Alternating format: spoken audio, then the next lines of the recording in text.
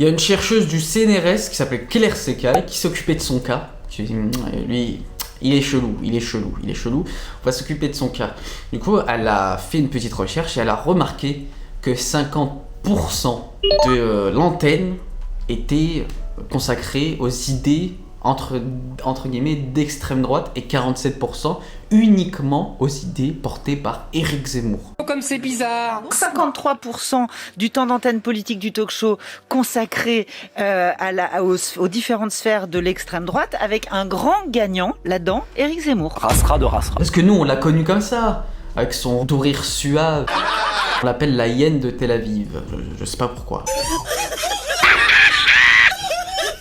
Donc il a répondu, voici sa réponse. La malhonnêteté de ce sondage, je vais vous le dire, la malhonnêteté de ces chiffres, qu'est-ce qu'ils ont fait? Cette bande d'abrutis, et je le dis, ils ont pris le mois de décembre où Éric Zemmour, c'était le face à baba d'Éric Zemmour, où il a passé 3 heures. C'est faux. Alors première mauvaise foi de la part de Cyril Hanouna, elle a pris de septembre à décembre. Durant presque un trimestre entier, elle a analysé le temps de parole des différentes factions politiques. Autre graphique, celui du temps d'antenne par famille politique depuis la rentrée. Pareil, qu'est-ce qu'on constate là ? Là, on constate que l'extrême droite représente la majorité de la sensibilité politique telle qu'elle s'exprime dans les sujets politiques, que je précise, qui représentent 21% de l'émission. Bande d'abrutis, et je le dis. C'est totalement faux. Déjà, premier mensonge de Cyril Hanouna sur ce point-là. Là, mais si. Bah d'accord, non mais de septembre à je connais décembre. mieux que vous. Ah non, c'est de septembre à décembre. Non mais s'il vous plaît, il n'y avait pas de face à. Regardez et analysez TPMP depuis la rentrée. De plus, qu'on peut remarquer, c'est que même en janvier,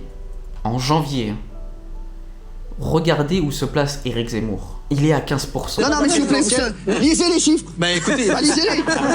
Vous avez raison. Lisez-les. Et quand on fait une moyenne, on se retrouve à une moyenne de 30% de temps d'écoute d'Éric Zemmour, tandis que Jean-Luc Mélenchon, si on fait une moyenne de septembre à janvier, on se retrouve à 15%. Donc 2 fois plus d'Éric Zemmour que de Jean-Luc Mélenchon. Donc là, Hanouna, il nous raconte un peu du...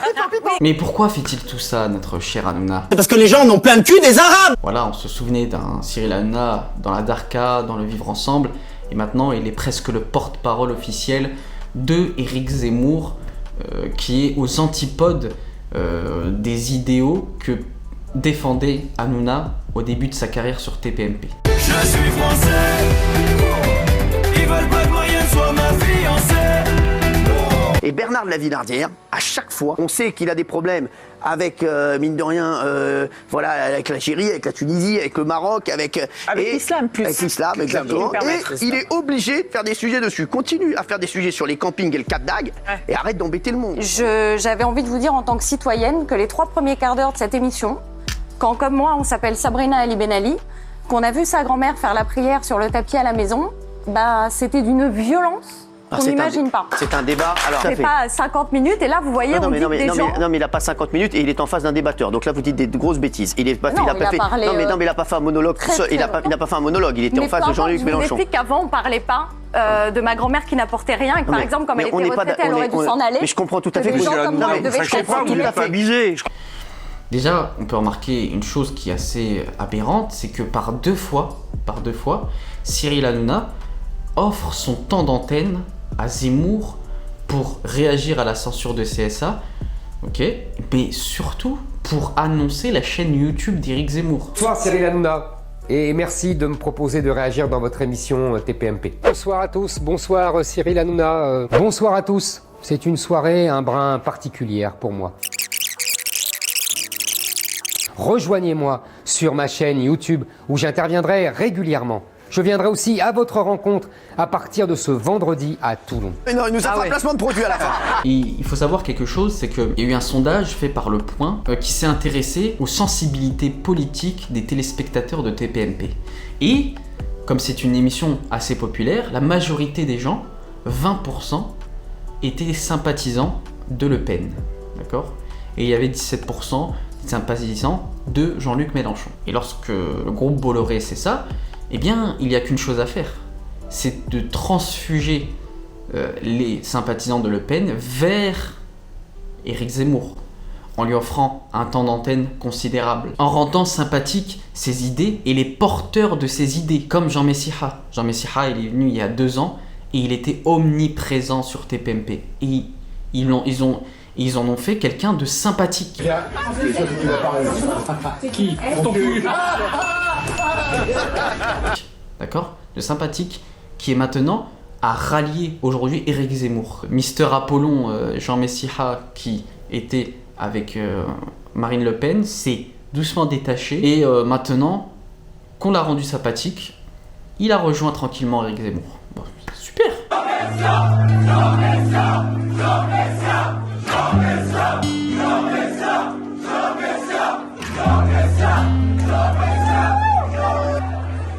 Que le f... Ouais, voilà.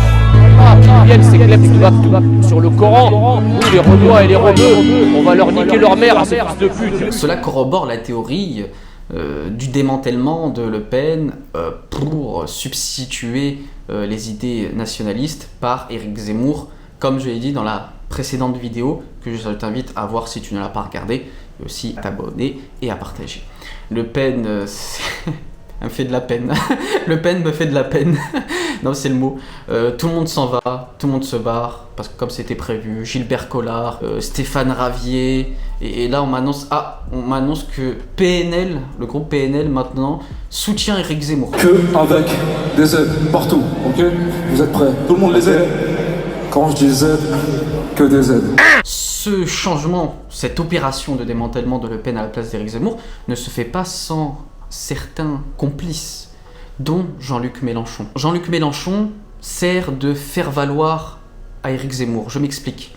Toutes les idées, tous les représentants de Jean-Luc Mélenchon servent de contradicteurs à des personnes représentant les idées d'Éric Zemmour.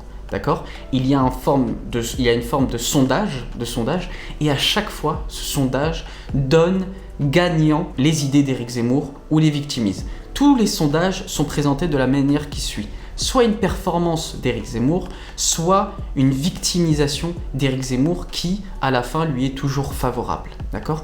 Et donc, Jean-Luc Mélenchon, et ses idées et ses représentants, quel est leur intérêt de participer à cette manœuvre assez malsaine et obscène? C'est très simple. Il lui donne une tribune et il donne l'impression aux gens qu'il est la seule opposition à gauche au détriment de tous les représentants politiques du PS ou de l'écologie, etc., etc. La preuve en image, Cyril Hanouna n'hésite pas à railler, à se moquer, à dénigrer tous les candidats du PS ou des écologies qui sont des concurrents de Jean-Luc Mélenchon. Je vais te dire, quand tu fais 3% dans les sondages, ça devient compliqué. Non mais je te le dis, c'est vrai. Quand t'es derrière Montebourg, ça commence à te... Non, sans déconner. Non, mais je te le dis. Vous avez basculé de quel côté? Vous êtes de droite ou de gauche? J'ai toujours été un peu plus du côté de mon père. Mais voilà, après... Toujours plus de gauche donc? Toujours plus de gauche. Donc le pacte, il est très simple. Hanouna lui dit, je te laisse une tribune, tu es le contradicteur principal, les gens vont faire de toi la principale opposition à l'extrême, à gauche, d'accord?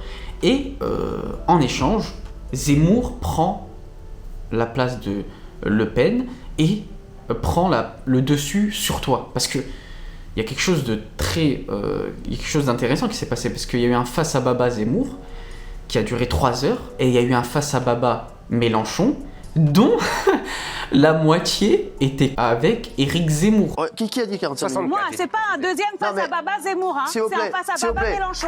Ta gueule, toi. Et après, le lundi, sur TPMP, qui vous a le plus convaincu entre Mélenchon et Zemmour? Devinez la réponse, Zemmour. Mélenchon, il fait Zarma devant lui, ouais, t'es mon ennemi, à la niche, etc. Mais lorsqu'il est invité à son anniversaire, il y va. Et Messiha, qui fait le malin devant Booba, et en coulisses, qu'est-ce qui se passe? On prend un selfie. Non, je prends un selfie. Quelle indignité. Ces gens-là se foutent de votre gueule ouvertement en plus. Alors que c'est une symbiose, carrément, une symbiose. Cela rebâtit l'échiquier politique. C'est-à-dire qu'en fait, on a l'extrême gauche et l'extrême droite qui se se partagent de manière prépondérante les idées politiques clivantes, et avec au-dessus polarisé par le gouvernement. C'est-à-dire que le gouvernement est toujours posé en tant que la voie de la sagesse, la voie de la stabilité, de la sécurité. En fait, c'est très simple. On utilise l'extrême gauche et l'extrême droite comme politique spectacle, d'accord ? Avec des shoots verbales, parfois des insultes, parfois des violences. Tu vas pas me traiter de facho toutes les 5 minutes. Tu vas pas me traiter de facho toutes les 5 minutes. C'est pas bien. Puis, on présente le parti de Macron sur TPMP comme le parti de la bienveillance, de la sécurité. Vous avez fait beaucoup de progrès dans la maîtrise de votre antenne. Je la Vous maîtrise. pouvez être tout aussi drôle, tout en étant respectueux, donc bravo pour ça.